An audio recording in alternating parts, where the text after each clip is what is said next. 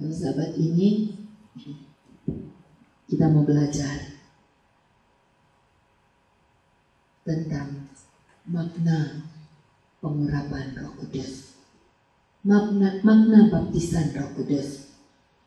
Beberapa kali sahabat kita sudah belajar tentang baptisan air sebagai bukti pertobatan, baptisan Roh Kudus sebagai bukti hidup di dalam kebenaran Roh Kudus, kebenaran Yahweh. Nggak ada orang bisa hidup di dalam kebenaran Yahweh jika dia tidak menerima Roh Kudus di dalam rohnya. Ya, ada banyak jalan menuju Roma, tapi hanya ada satu jalan menuju surga, yaitu di dalam Yahshua HaMashiach. Bagaimana caranya Yahshua menuntun setiap roh, setiap jiwa masuk ke dalam jalan keselamatannya? Melalui kepenuhan Roh Kudus. Ya saudara, salah satu perbuatan pergerakan Roh Kudus di dalam kehidupan seseorang adalah orang itu berani untuk menyatakan tidak kepada dosa. Ya saudara, jadi manusia itu akan ditolong oleh Yahweh untuk mengenal ini boleh, ini tidak boleh. Banyak orang tahu ini boleh, ini tidak boleh. Sedikit orang tahu bagaimana caranya untuk hidup di dalam kebenaran Yahweh. Jadi dia tahu ini boleh, dia tahu ini nggak boleh, dia tahu ini menghindari untuk hal-hal yang tidak boleh, dan dia tahu untuk melakukan apa yang diperbolehkan, apa yang didorong oleh Roh Kudus untuk kita lakukan. Ya, ini yang namanya keselamatan adalah anugerah. Keselamatan bukan hanya sekedar kekuatan kita untuk mengekang diri. Keselamatan bukan hanya kekuatan kita untuk melakukan hal-hal yang berkenan kepada Yahshua. Keselamatan berbicara tentang hidup pertobatan yang dilakukan oleh Roh Kudus di dalam roh kita. Salah satunya adalah roh keberanian untuk menolak segala sesuatu yang tidak lagi sesuai dengan kebenaran firman dan berjalan di dalam kebenaran firman. Ini pekerjaan Roh Kudus. Ini bukti baptisan Roh Kudus. Jika saudara hanya bisa berbuat baik, saudara hanya bisa menghindari hal-hal yang tidak baik, tetapi saudara tidak mendapat pengenalan yang benar akan Roh Kudus itu sendiri, itu belum masuk di dalam perbuatan sesuai dengan baptisan roh. Ya saudara, dunia membuktikan bahwa orang yang bisa hidup senang, hidup diberkati, hidup damai, hidup sejahtera, itu nggak sekedar orang yang mengaku percaya. Tapi beda antara orang yang hidup di dalam roh dengan orang yang belum hidup di dalam roh. Kesenangan, kebahagiaan, ketentraman, damai sejahtera yang Yahshua, yang Roh Kudus tawarkan itu kekal untuk selama-lamanya. Nggak cuma sekedar hidup di dunia, saudara.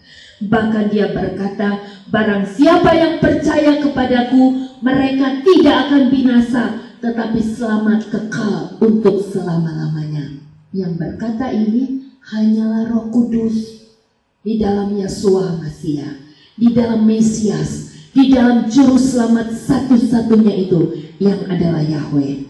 Mari saudara, kita buka Kisah Para Rasul 4 ayat 13 sampai 22. Kita akan belajar salah satu pekerjaan pergerakan Roh Kudus adalah memberikan roh keberanian kepada orang yang menerima baptisan Roh Kudus. Jadi nggak ada istilahnya, ya saya udah dibaptis, saya udah bertobat, tapi saya masih malu-malu untuk bersaksi. Saya masih malu-malu untuk menyatakan inilah pekerjaan Roh Kudus, inilah yang saya harus kerjakan, inilah yang saya tidak boleh lagi kerjakan.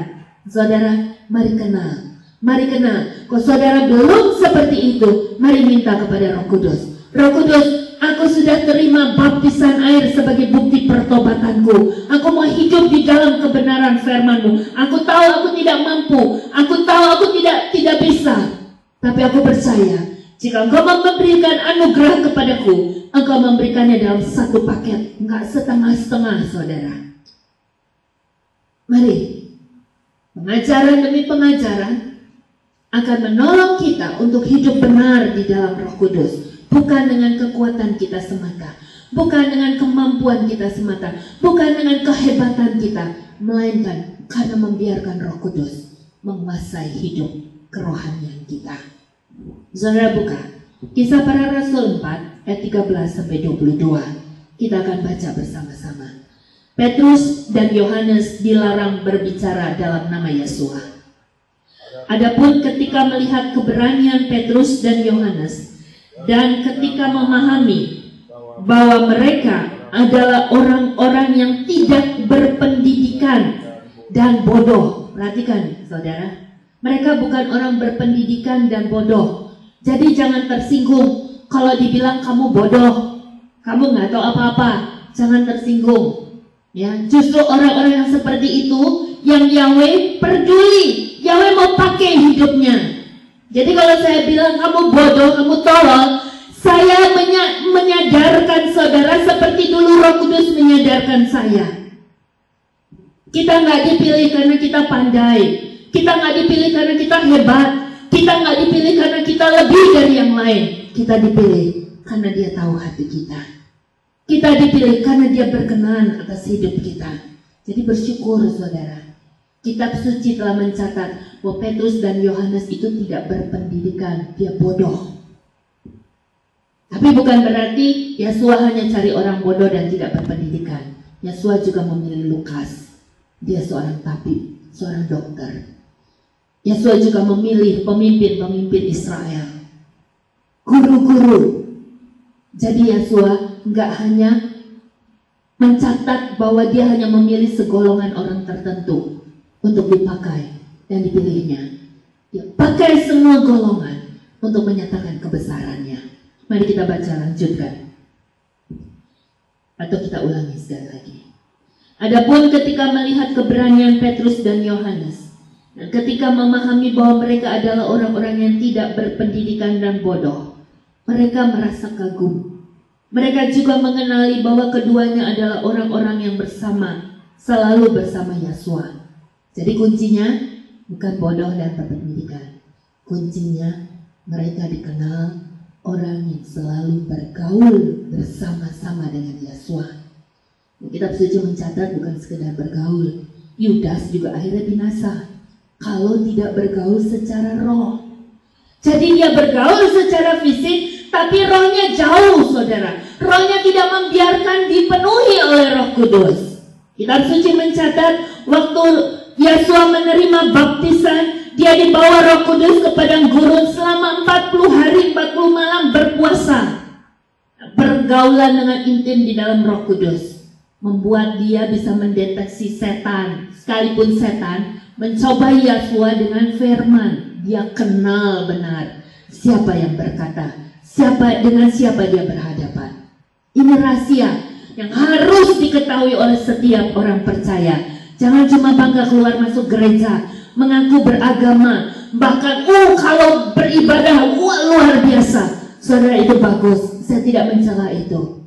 Tapi saudara bisa dapat yang lebih maksimal dari semuanya itu, yaitu hidup di dalam kepenuhan Roh Kudus. Mari baca ayat selanjutnya.